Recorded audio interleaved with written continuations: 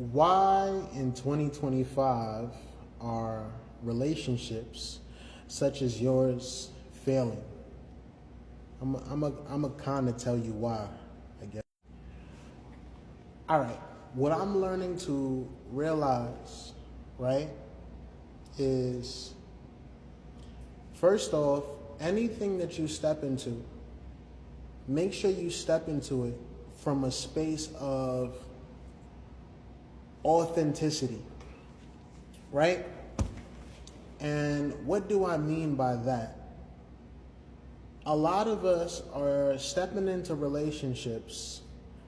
Let me give the first layer, right? Because as you know, I've been with my lady for like 15 years now. It's a long time.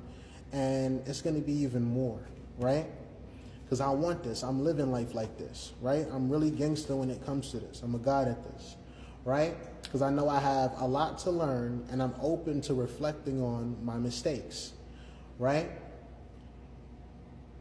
One thing that I see people going through is when you start the relationship and then you have that thing called the honeymoon phase, you step in with your best intentions, right? And that you also have to remember you're no longer single. The honeymoon phase is the courting, right? Like a motherfucker would be like courting you for a while in relevance to doing the best things. She may not fart. She may cook all the time, you know. It's like a resume, right? But at times, a lot of people do not know that they're still caught in single mode. You're so familiar with being single that being selfish is okay. By the way, I've been through so much things with my lady. Shout outs to my lady, shout outs to my son and my beautiful dog. I've been through so much things, but you have to reflect and take that time to do the introspection to realize that success looks like progress. And progress is you noticing the evolution.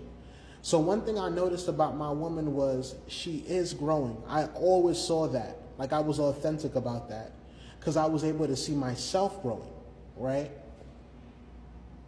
So we're in single vibe. We come around with this, I don't want to say arrogance, but we come off as confident, the best person we can be. And then when you get to that space where the going gets tough is when you start to see who the person truly is, right? Because like I said, it's a honeymoon phase. You're being only a percentage of yourself, but it's not only about obtaining, it's about maintaining. So a lot of us walked in with habits that we never knew we had.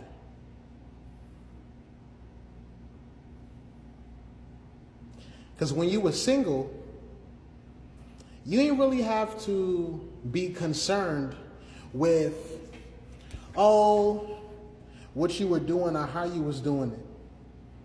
Play games however long you want to. You didn't have to call nobody to check in because they care about your safety, blah, blah, blah. And that's what love is. Love is a whole different ballgame. So love is a whole different ballgame. Because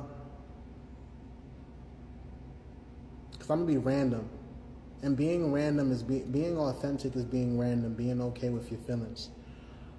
So you got that idea with you walking single. There's certain habits that you're familiar with that you're not showing during the honeymoon phase. Now, when the going gets tough, and what do I mean by when the going gets tough? When those familiarities that you don't like start to show up. Mind you, they were showing up in you first. So you didn't like them with you, but you've never unpacked them. So before you move on to another relationship, the best thing you can do is unpack. Because sometimes we walk around with bags and we're so comfortable carrying them that when we look inside and see that there's a bunch of rocks that we didn't need, then if you don't unpack them, because if you was moving fast with the rocks inside of it, now you've unpacked, you'll move a lot quicker. Ain't the goal not more so to move quicker, but more so to move lighter, right? So with these things happening, these familiarities that you haven't, and it doesn't stop. There's certain things that I have with my lady that I didn't like in her, and I realized that I had it in myself. So for me to hold somebody else accountable, I had to hold myself accountable first.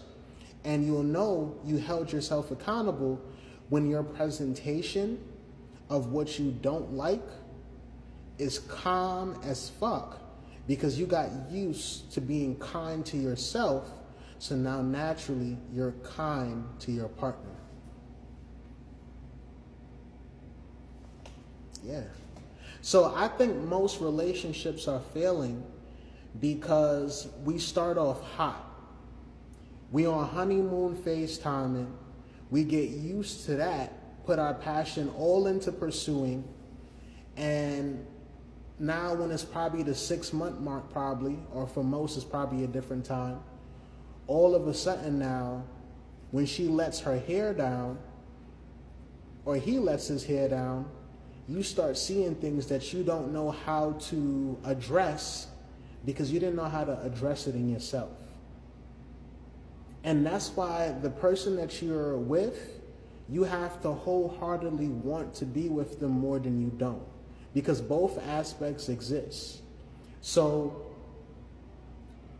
the wanting is what's going to get you through the times where you don't want to. Because by any means, you know that love is something that we all crave and we all desire.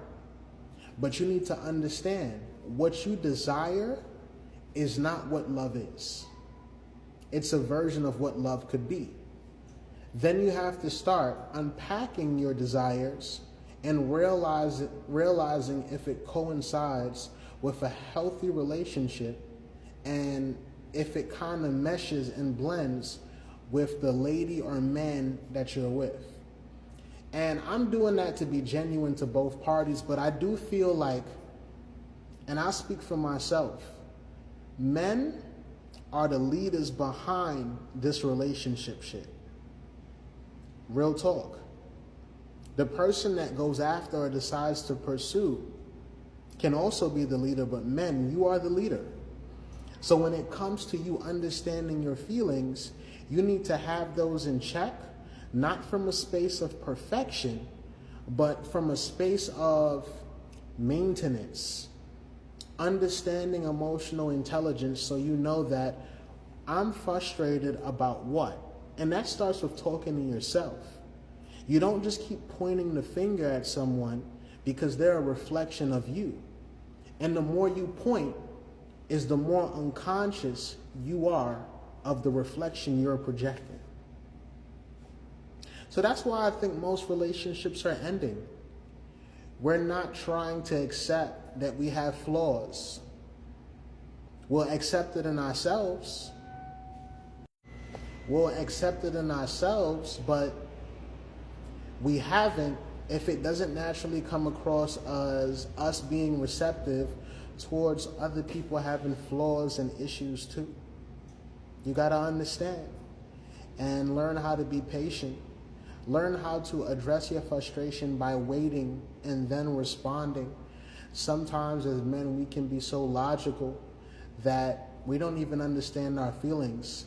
We think we're supposed to, and we're going off that thought, not understanding that we have so much work to do with that shadow self. Like, follow, subscribe, be yourself. And if you're gonna fall in love from a healthy space where you're actually taking time to look at you so you can attract the person you're being, because either way, you're gonna pursue the person you're comfortable being, and you can't be mad when they're comfortable being that to you.